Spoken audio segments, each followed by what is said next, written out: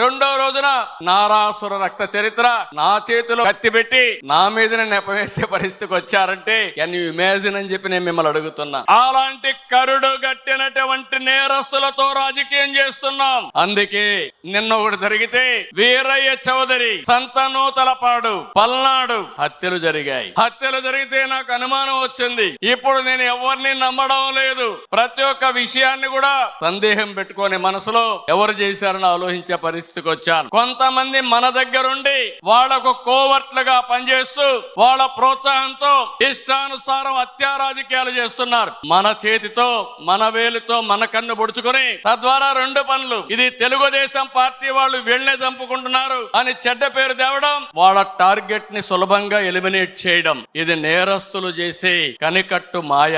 అందుకే చెప్తున్నా, ఎవరైనా సరే మన కార్యకర్తలు కూడా ఇలాంటి తప్పుడు పనులు చేస్తే ఏ కార్యకర్తను కూడా నేను ఉపేక్షించనని మరొక్కసారి మీ అందరికీ విజ్ఞప్తి చేస్తున్నా.